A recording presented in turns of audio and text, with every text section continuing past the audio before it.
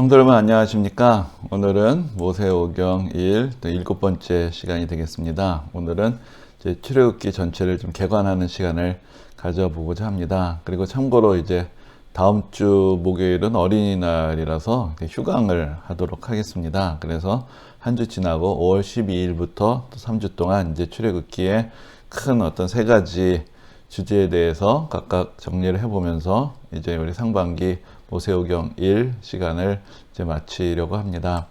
이제 오늘은 우리가 출애굽기에 대해서 한번 좀 큰 대략적인 틀을 정리해 보려고 하는데요. 먼저 이제 그 명칭에 대해서 생각을 해보면은 출애굽기인데 이제 한문으로는 출애굽, 뭐 읽긴 애급이라고 이제 한문으로는 써 있죠. 그래서 이제 우리가 그냥 관례적으로 옛날부터 애굽이라고 읽어왔는데, 그래서 이제 한문 표기를 약간 좀 그 편하게 이렇게 발음하면서 생긴 하나의 관행이라고 할 수가 있겠습니다. 근데 이제 영어로는 엑소더스라고 이렇게 부르는데, 이것은 탈출이라는 의미를 가지고 있습니다. 그런데 이제 원래 히브리어로는 우리가 지난번에 창세기 할 때도 잠깐 말씀을 드렸는데, 원래 히브리어 성경은 제목이 따로 없고 그 맨 첫 번째 첫 글자를 이제 대개 따서 그냥 그 책 전체의 이름으로 삼게 됩니다. 그래서 그 창세기 같은 경우에는 우리말 성경하고 사실 뭐 어순이 같다고 볼 수 있는데요. 태초에라는 말로 시작을 하는데, 그 태초에라는 말이 브레시트라는 말이었습니다. 그래서 그것을 이제 그 창세기라는 책의 제목으로 삼았는데, 영어의 제네시스라는 그 제목은 헬라어로 그 히브리어 성경을 번역을 하게 될 때 그 헬라인들의 사고는 조금 더 개념적인 사고를 했던 것 같아요. 그래서 그 창세기의 어떤 내용을 설명해 줄 수 있는 그런 개념어를 뽑아서 그때 처음 제목이라는 것을 붙이게 되고, 그것이 이제 후대의 전통이 되어서 창세기, 출애굽기 그런 이름의 근원이 됐던 것이죠. 그래서 이 출애굽기라는 책의 제목도 이제 엑소더스라는 영어 명칭도 이것도 엑소도스라는 헬라어 명칭에서 온 것이고요. 그것이 이제 라틴어를 거쳐서 영어를 거쳐서 또 출애굽기라는 의미까지 이어져 오게 되는 것입니다. 그런데 이제 히브리어로는 쉐모트라고 부르는데, 사실 이 처음에 출애굽기의 1장 1절을 보면은 그 야곱의 자손들이 그 애굽으로 내려갔던 그 사람들의 이름은 이러하니라라는 이제 그런 말씀으로 시작이 됩니다. 그래서 이름이 이러하다라는 말이 바로 이러한 이름들, 그게 이제 부엘레 쉐모트라는 말인데, 이 쉐모트가 이름이라는 뜻입니다. 그래서 이제 그 출애굽기 첫 구절을 따서 그 쉐모트라고 또 히브리어로 부르게 되는데, 지난번에 창세기도 첫 구절 히브리어로 한번 들어보셨는데, 처음에 부엘레 쉐모트라는 말이 들리는지 한번 여러분 좀 들어보시죠. שמות בני ישראל הבאים מצרימה את יעקב ישבו ביתו באו. 예, 처음에 벨레 쉐모트라는 말 들으셨는지 모르겠습니다. 이것들이 이 이름들이다. 그리고 이제 그 야곱의 이스라엘의 자손들, 야곱과 함께 그 애굽으로 내려간 이제 그런 이야기들이 좀 이어지게 되는 것이고요. 그래서 이제 거기서 이제 쉐모트라는 히브리어 이름이 나왔다. 뭐 그렇게 하시면 되겠습니다. 그리고 이제 뭐 전에 말씀을 드렸지만 약간 그 낭독한 게 운율이 있죠. 그런 식으로 이제 전통적으로 그 낭독을 할 때 그냥 우리처럼 좀 무미건조하게 읽지 않고 운율을 붙여서 낭독하는 그런 낭독의 전통이 옛날부터 이제 내려오는 것이 있는데, 그래서 지금도 이제 그 유대교 랍비들이 구약성경, 특히 토라를 읽을 때 이제 그런 식으로 이제 운율을 붙여서 읽는 이제 그런 훈련을 하고 이제 그런 전승이 이어지는 것을 볼 수 있습니다. 그 출애굽기의 저자가 누구냐? 그 전통적으로 모세라고 이야기를 하죠. 그런데 뭐 이 내용에서도 봐도 지난번에 창세기 같은 경우에는 사실 모세가 썼다라고 개입할 수 있는 내용이 없어요. 왜냐하면 창세기 전체에서 모세는 등장하지 않으니까. 그러나 출애굽기는 전혀 얘기가 다르죠. 출애굽기는 모세의 생애하고 출애굽기의 이야기들이 밀접하게 연결이 돼 있고, 모세가 1차적인 목격자고, 또 많은 내용들이 모세를 통해서 하나님께서 주시고 또 기록이 되고 전달이 되는 내용들이 상세하게 묘사되어 있기 때문에 모세가 1차적으로 이 모든 내용들을 전달해 준 사람이고 기록해 준 사람이었고 목격해 준 사람이었다. 이것을 뭐 부정할 수는 없을 것입니다. 그러나 이 하나의 책으로서 출애굽기라는 것은 또 앞에서 말씀드린 대로 우리가 창세기, 출애굽기, 레위기, 민수기, 신명기가 하나의 큰 틀을 이루고 있기 때문에 이것은 또 모세의 생애를 벗어나는 이야기들이 포함이 됩니다. 그래서 왜냐하면은 이제 창세기는 모세가 태어나기 전 이야기고 또 특별히 신명기 뒤에 맨 마지막 구절에 보면 모세의 죽음에 대한 기록들이 있기 때문에 모세가 모든 것들을 다 완벽한 하나의 작품으로 남겼다 이렇게 이야기할 수는 없겠고요. 모세 이후에 그 앞뒤에 여러 가지 상황들을 이제 덧붙인 이야기들, 누군가 이제 후대에 조금 더 보완을 하고 또 편집을 했던 이제 그런 흔적들을 우리가 볼 수가 있는 것이죠. 그래서 이제 저장 연대는 이제 조금 있다가 이제 출애굽 연대에 대한 말씀을 드리겠는데, 출애굽 연대하고 비슷한 시기에 처음으로 이 내용들이 기록이 되고 전승이 되었을 것이고, 그러나 오늘날 우리가 보고 있는 이 마지막 최종의 형태는 사실 구약 성경 전체가 대부분 이제 이스라엘이 바빌론으로 포로로 끌려갔다가 돌아온 시대에 돼서 이제 그 모든 구약 성경의 내용들이 다 정리가 되고 마무리가 됐다, 이제 그렇게 볼 수가 있습니다. 특별히 우리가 다음에 한번 또 기회가 있어서 말씀을 드리겠지만, 이 출애굽기에 여러 가지 자세한 율법의 내용들이 있는데, 그래서 어떻게 하나님을 섬겨야 되고 또 백성들 사이에서 어떤 질서가 있어야 되고 그런 이야기들이 있는데, 막상 우리가 구약 성경을 쭉 읽어가다 보면 이스라엘의 왕들이, 이스라엘 백성들이 이 내용을 알고 있었나? 그런 의문이 들 때가 있어요. 이런 구체적인 이 출애굽기, 레위기, 민수기, 신명기 너무 자세한 구절들이 있는데 그 구절들이 오히려 나중에 후대 아니면 신약시대 어떤 바리새인들 같은 경우에는 열심히 그 구절들을 기억하고 지키는데, 정작 구약시대 대부분은 이 율법에 대해서 별로 관심이 없거나 잊혀져 있는 이제 그런 모습들을 보게 되고, 그래서 이제 나중에 그 역사서에 보면 요시야 왕의 시대에 율법서를 발견했다라는 그런 충격적인 내용이 나옵니다. 그러니까 이 처음에 기록이 되었던 내용들이 많은 사람들에게 공유가 되고 하나의 책으로서 회람이 됐던 것이 아니고, 그것이 시간이 지나면서 잊혀졌다는 것이죠. 그리고 이제 나중에 시대에서 이 내용들이 다시 발견이 되고 다시 정리가 되고, 그래서 사실 이스라엘의 멸망 이후에 이 말씀에 대한 관심이 더 높아지고 그것을 이제 다시 정리를 해서 다시 가르치기 시작하고, 이제 그러한 과정들을 볼 수 있기 때문에 우리가 지금 보고 있는 모세오경의 형태, 또 출애굽기의 그 세세한 내용들이 다시 다듬어지고 정리가 된 것은 조금 더 후대다라고 그렇게 생각을 하는 것입니다. 근데 이제 출애굽기라는 책의 중요한 주제, 우리가 애굽으로부터 탈출한다라는 것에 더 그 이름에서 인상을 많이 강하게 받지만, 그러나 출애굽기에서 가장 강하게 제시하고 있는 것은 하나님의 전능하심입니다. 그 이스라엘 백성들을 하나님의 백성으로 삼으셔서 그 하나님의 주권으로 그들을 선택하시고 그 애굽의 왕의 권세를 깨뜨리시고 거기서 이제 건져내시고 또 홍해를 가르시고 하나님의 권능을 보여주시는 그런 능력으로서 어떤 그런 하나님의 역사하심으로서도 그 전능하심이 나타나지만, 그러나 또한 하나님께서 모세를 처음 만나셨을 때, 모세와 하나님이 대화하시면서 하나님이 어떤 분이신지를 알려주실 때, 그때 바로 하나님이 얼마나 거룩하신 분인지, 또 하나님의 이름, 또 하나님의 이스라엘 백성들을 향하신 그런 전대적인 사랑, 이 모든 것들이 그런 모세와 또 하나님과의 만남, 또 모세와 이스라엘 백성들과의 그 만남의 사건 속에서 여러 가지로 드러나고 있습니다. 그래서 하나님의 거룩하심과 전능하심, 하나님이 어떤 분이신가를 계시적으로 잘 드러내주고 있는 이제 그런 책이 이제 출애굽기라고 할 수 있습니다. 그리고 출애굽기에서 또한 중요한 것이 바로 여기서 이제 하나님의 백성 이스라엘과 하나님과 언약을 맺는 바로 그 중요한 내용이 바로 여기에 담겨 있다는 것이죠. 근데 이 이후로 이스라엘 백성들을 나는 하나님께서 선택하신 선민 의식을 갖게 되고요. 또 그 선민 의식의 상징으로서 율법이라는 것이 등장을 하게 됩니다. 근데 좀 아이러니한 것은 아까 말씀드린 대로 율법이 상징적으로는 중요한 의미를 갖지만 내용적으로는 이스라엘 백성들이 율법을 잊어요. 그것이 결국은 이스라엘의 멸망의 이유가 되는 것이죠.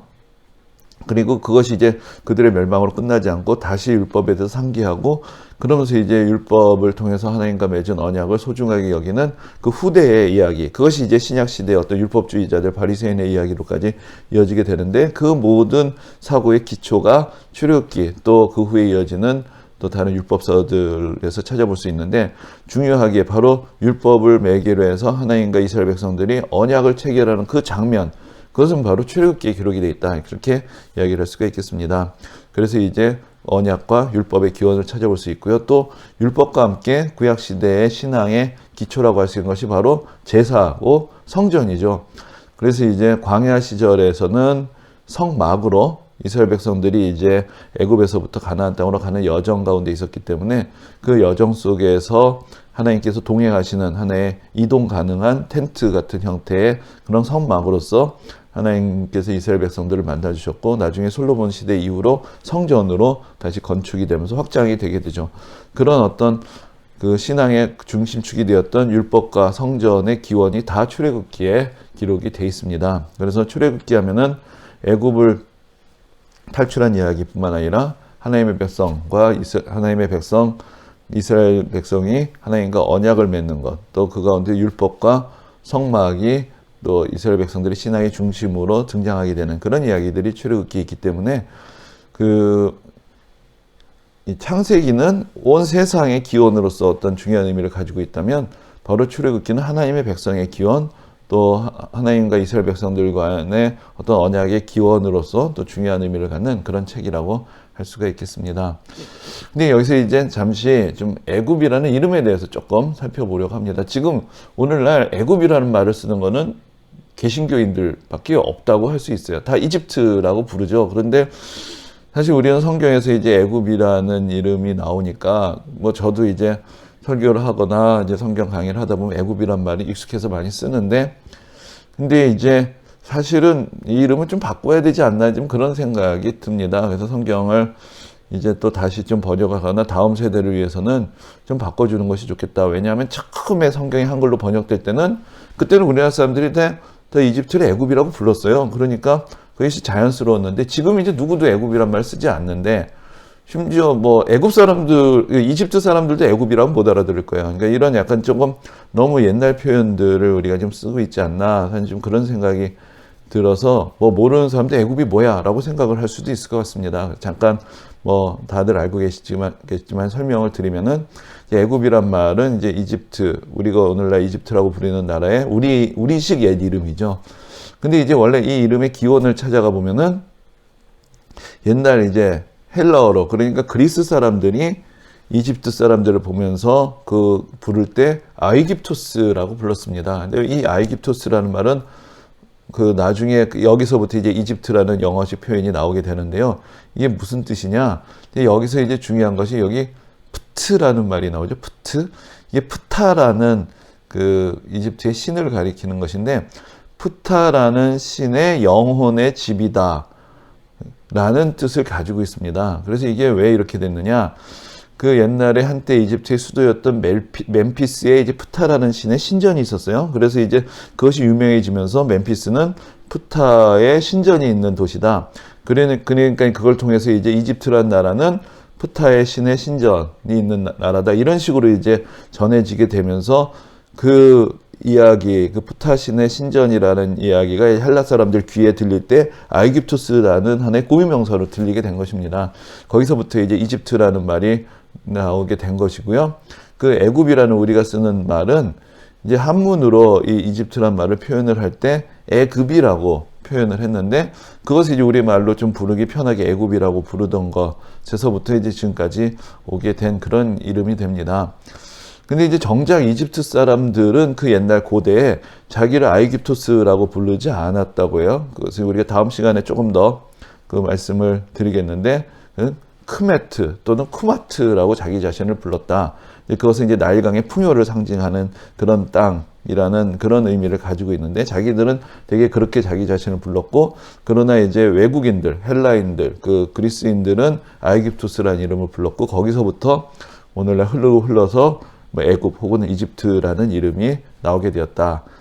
그렇게 이야기를 할 수가 있겠습니다. 그래서 출애굽기라는 것은 뭐 다른 말로 하면 이집트 탈출기다. 뭐 그 정도라고 이야기를 할 수가 있겠죠.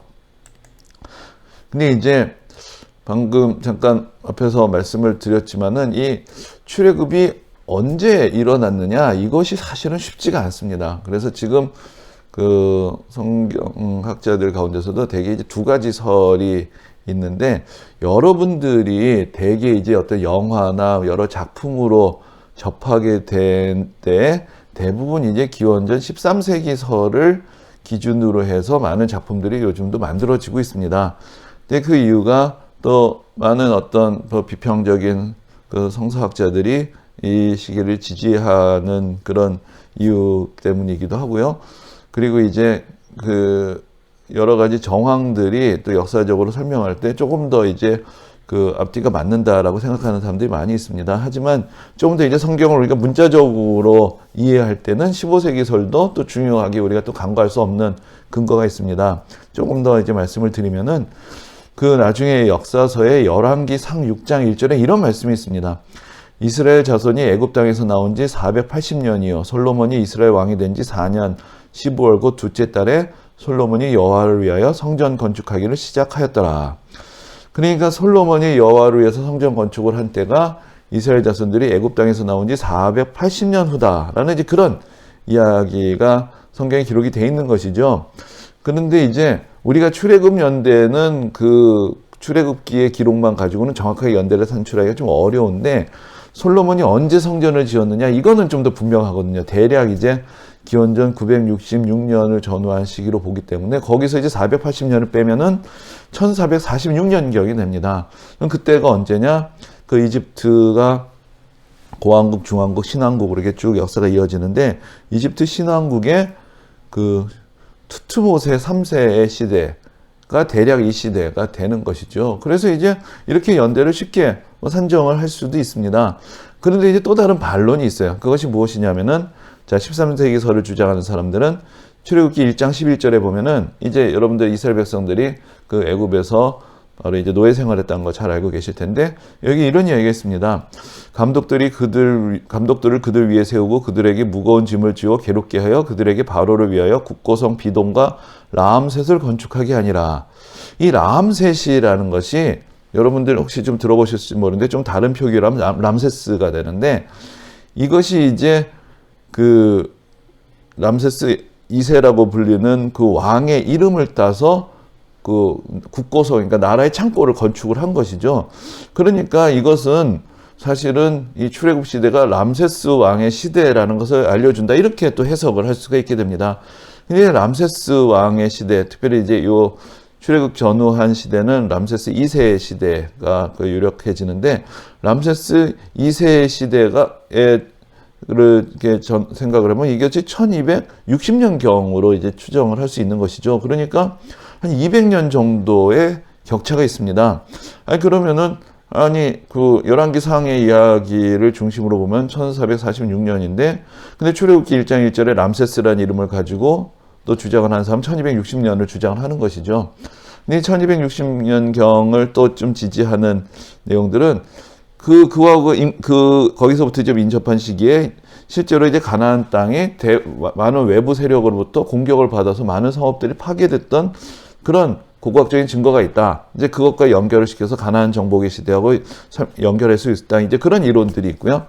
그리고 지난 시간에 사실 창세기 마지막에 잠깐 이제 소개를 드렸던 적이 있는데 요셉의 시대와 그 이후에 그 출애굽기 앞부분을 이야기를 해보면은 이집트 안에 시대의 단절이 있습니다. 그래서 그 요셉을 알던 왕과 그의 요셉을 모르던 왕의 어떤 뭔가 왕조의 변화가 있었던 것 같은 느낌이 있고요. 또 요셉이 암만 그래도 그렇지 어떻게 그 종으로 팔려온 사람이 어떻게 총리가 되나 이런 것들이 이제 우리가 좀 이해하기 어려운 상황이 되는데 그것을 이제 좀 설명해 주는 이론 중에 하나가 힉소스 왕조라는 가설입니다. 이것은 힉소스 왕조를 이룬 사람들은 이집트 사람들이 아니고 그 가나안 땅에서 이주한 사람들이다라는 그런 추정을 하는 사람들이에요. 근데 이 사람들이 거기서부터 이집트로 들어가서 이집트를 정복을 해서 원래 이집트 사람들을 몰아내고 왕조를 세우게 됩니다. 그것이 이제 힉소스 왕조라고 불리는 시대인데 그 시대를 요셉의 시대하고 연결하면 이해가 좀 더 쉽다는 것이죠. 왜냐하면 요셉도 그들이 살던 지역에서 온 사람이니까 훨씬 더 신뢰를 얻고 애국 사람들을 통치하는데 요셉이 힘을 요셉을 좀 더 신뢰했을 수가 있고 그리고 나서 그런데 이제 힉소스 왕조가 밀려나게 되고 망하고 다시 원 이집트 사람들이 이제 나라를 회복하는 것이 이제 이집트의 신왕국의 역사가 됩니다. 그러니까 이제 그 힉소스 왕조의 시대에서부터 그 요셉의 시대를 연결하고 그 후에 이제 그 애굽에서 이 사람들이 400년 동안 이제 노예 생활을 하게 되죠. 그리고 나서 그 이후에 그 사이에 이제 힉소스 왕조가 쫓겨나가고 다시 신왕조가 세워지고 그런 사이에서 이제 왕조가 변화가 되게 되고 좀 새로운 시대를 맞이하게 되었던 이야기들로 설명을 하면은 또 앞뒤 맥락이 조금 더 이제 매끄럽게 설명이 될 수 있는 것이죠. 그래서 이제 그 13세기설이 또 많은 지지를 받고 있고 그래서 이제 바로 람세스 2세 시대에 모세가 있었다. 그래서 많은 그 문학 작품들, 뭐 영화, 뭐 이런 것이 람세스와 모세가 어린 시절에 같이 궁정에서 자라나고 뭐 이런 이야기들이 있는데 사실은 다 픽션이죠. 성경에 그런 이야기가 나오는 것은 아닌데 대부분 이제 13세기설이 널리 좀 퍼져서 그걸 바탕으로 여러 가지 상상력을 보태서 이야기들을 만들고 있다라고 할 수 있습니다. 하지만 여전히 이제 성경에 열왕기상에 너무나 분명한 연대에 대한 기록이 있기 때문에 그 15세기로 봐야 된다라고 주장을 하는 사람들도 여전히 있고, 그래서 이제 두 가지 연대에 대한 그런 주장이 있다. 이제 그렇게 말씀을 드릴 수가 있겠습니다. 근데 이제 이스라엘 역사 속에서 애굽이라는 존재는 사실은 지울래야 지울 수 없는 그런 중요한 영향력을 미칩니다. 이 성경의 배경이 되는 세계 자체를 우리가 비옥한 초생딸지대라고 얘기를 하는데, 이 바로 이 메소포타미아 지역과 그 애굽의 나일강 유역 이 두 가지 중요한 그 고대 문명권의 중간에 끼어 있는 곳이 이제 가나안 땅이 되기 때문에 양쪽에서 아주 중요한 영향을 받게 되고요. 바로 아브라함도 메소포타미아 문명의 중심 지역 중에 하나였던 갈대아 우르에서부터 시작이 돼서 가나안 땅으로 이주를 하게 되죠. 그리고 또 아브라함이 또 가나안 땅에 기근이 들었을 때 애굽으로 내려갔던 그런 이야기가 있고, 그래서 아브라함이야말로 그 고대의 그 메소포타미아에서부터 이집트로 이어지는 그 고대 문명권의 한 끝에서 한 끝까지를 다 이제 거쳐갔던 그런 사람이라고 할 수 있고요. 그것이 이제 그 당시 어떤 문화의 중요한 흐름들이었고, 그 안에 이제 성경의 역사가 진행이 되고 있다라고 이야기를 할 수가 있겠습니다. 그런데 이 가나안 땅을 중심으로 봤을 때는 고대로 가면 갈수록 애굽의 영향력이 더 컸습니다. 그래서 이제 성경에서도 창세기에서부터 출애굽기까지는 애굽이 아주 자주 등장을 하고 사람들이 애굽으로 자주 내려가고 오고 가고 뭐 이런 이야기들이 나오게 되는 것이죠.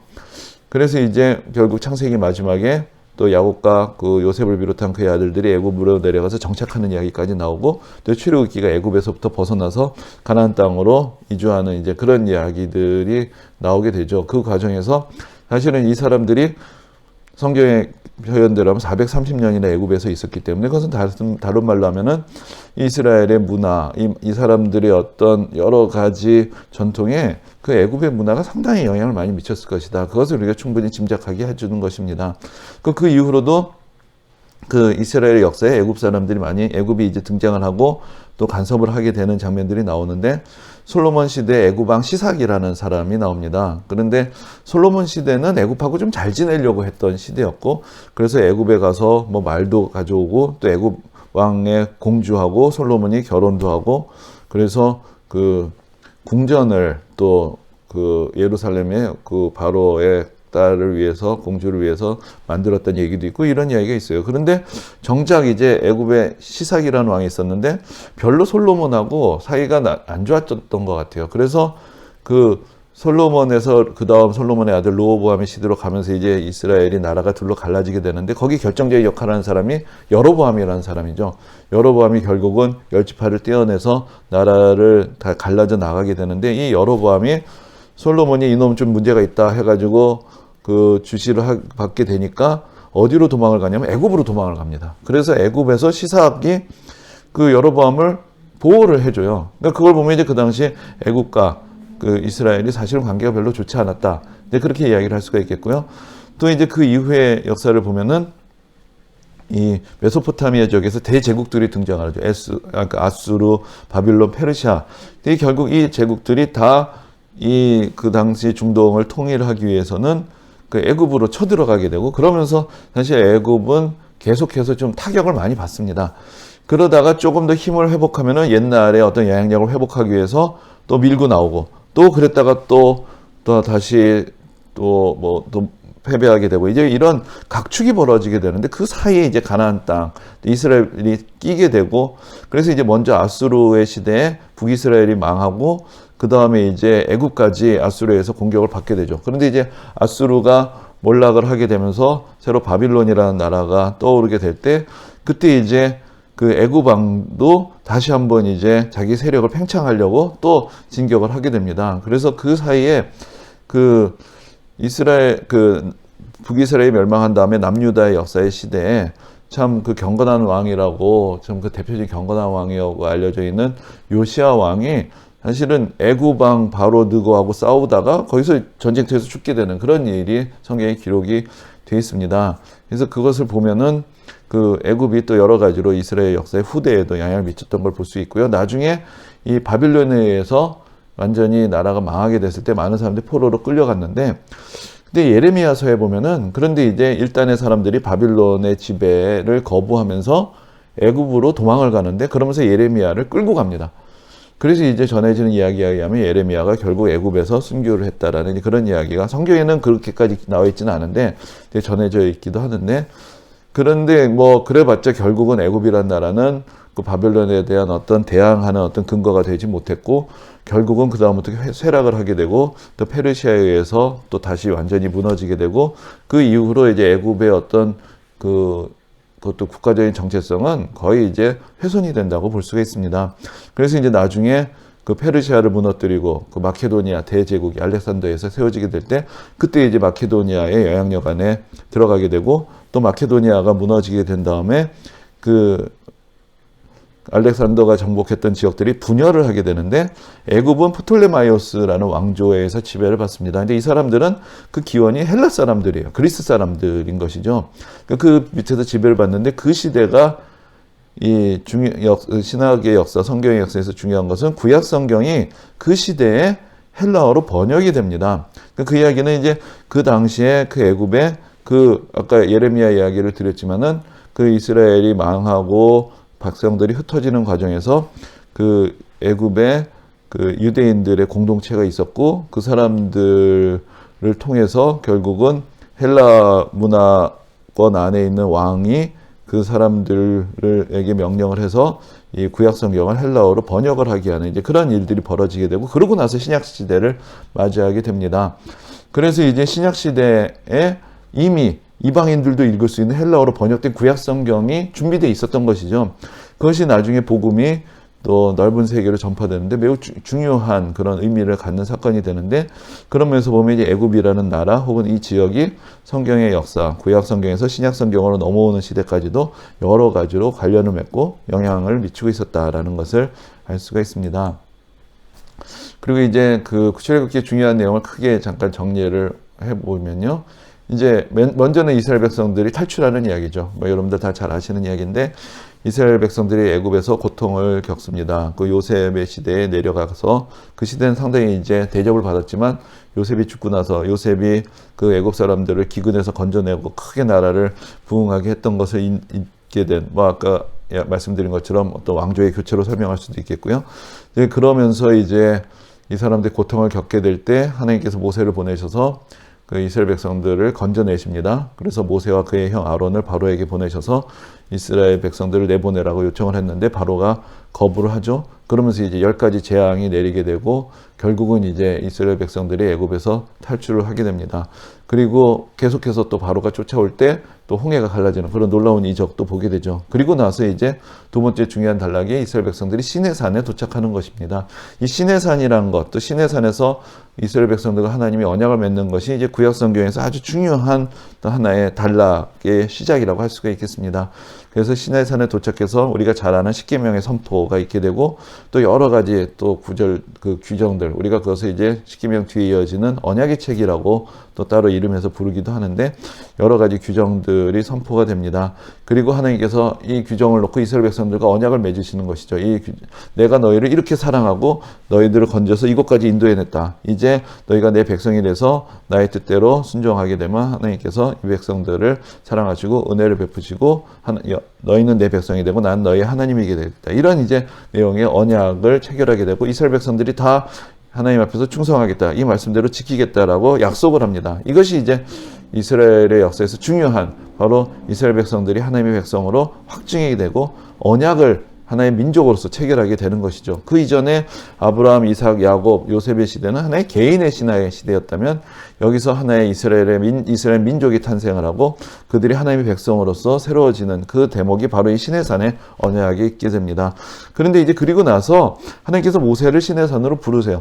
그래서 이제 여러 가지 성막을 어떻게 만들어야 되는지, 하나님을 어떻게 경배해야 되는지 그 세세한 내용들을 다 말씀을 하십니다. 그래서 이제 그 뒤에 나오는 이야기를 보면은 성막을 어떻게 만들어야 되고 거기에 어떤 재료들이 필요하고 그래서 이 성막의 구조들, 그래서 그 성막 큰 울타리 안에 이제 성소가 있고 성소 안에 언약궤가 있고 진설병이 있고 분향단이 있고 등잔대가 있고 뭐 한 그런 모든 구조들 여러 가지 이야기들을 다 하나님께서 일일이 모세에게 지시하시는 내용이 나오고요. 그리고 이제 또 제사장의 의복과 제사장을 어떻게 구별해서 세울 것이며 어떻게 위임할 것인가, 그래서 어떻게 하나님을 섬기게 할 것인가, 이 모든 내용들이 다 하나님께서 모세를 시내산으로 부르셔서 지시하시는 내용 가운데 있습니다. 그리고 이제 그 십계명의 내용, 십계명을 선포하는 이야기는 사실 더 앞부분에 앞에서 나왔는데 십계명의 내용을 돌판에 새겨 주시는 이야기는 이렇게 조금 뒷부분에 다시 나오게 됩니다. 그래서 모세가 이제 그 증거판, 돌판을 가지고 시내에서 내려오는데 뭐 여러분들 잘 아시는 대로 이스라엘 백성들은 모세가 시내산에 올라가서 안 내려오니까 불안해서 아론에게 부탁을 해서 결국 금송아지 우상을 만들어서 그것을 섬기게 되죠. 그래서 이제 하나님을 버리고 우상을 섬기는 것 때문에 모세가 화가 나가지고는 그 돌판을 깨뜨려 버려요. 그러고 나서 이제 그 결국 이 백성들을 위해서 모세가 중보 기도를 하게 되고 새로운 증거판을 얻게 되는 이제 그런 이야기가 그 다음에 이어지게 됩니다. 그리고 나서 이렇게 이 갈등이 해결이 된 후에, 그래서 백성들이 회개하고 돌이킨 후에 이제 그 성막에 대해서 하나님께서 말씀하셨던 그 내용대로 그대로 성막을 제작해서 봉헌하는 내용, 그리고 하나님의 영광이 성막에 충만한 그 내용까지가 이제 출애굽기 전체의 이야기가 되겠습니다. 그래서 이제 출애굽기에 크게 세 가지, 뭐 여러 가지 이야기를 드렸는데 오늘 여러분들 마지막으로 좀 주목하셔서 정리해 보셨으면 하는 것은 애굽으로부터의 탈출의 이야기다. 그러나 그 가운데 율법의 선포와 하나님의 백성으로서 언약을 맺는 것이 핵심적인 것이다. 그리고 또 이후에 이스라엘 백성들의 어떤 신앙의 중심이 되는 그 율법과 함께 중요한 역할을 갖게 되는 성막 혹은 성전, 그리고 제사, 여기에 대한 그 상세한 그런 그 어떤 배경, 틀이 이제 제시가 되는 것이 바로 출애굽기다. 그리고 이제 그 제사의 내용들은 그 다음에 이제 레위기에 조금 더 이제 자세하게 나오게 되죠. 그러나 이제 율법과 성막의 기원, 또 하나님의 백성의 기원, 또 하나님의 전능하심이 나타나서 이스라엘 백성들이 애굽으로부터 탈출하게 되었던 그런 놀라운 이적에 대한 기록들, 이것이 이제 출애굽기의 가장 중요한 핵심을 이루는 내용들이라고 볼 수 있겠습니다. 그래서 다음 주는 휴강을 하고요. 그 다음 주에 3주에 걸쳐서 이 세 가지 주제에 대해서 다시 한번 조금 더 깊이 있게 정리를 해보도록 하겠습니다. 오늘도 함께 해주셔서 감사합니다.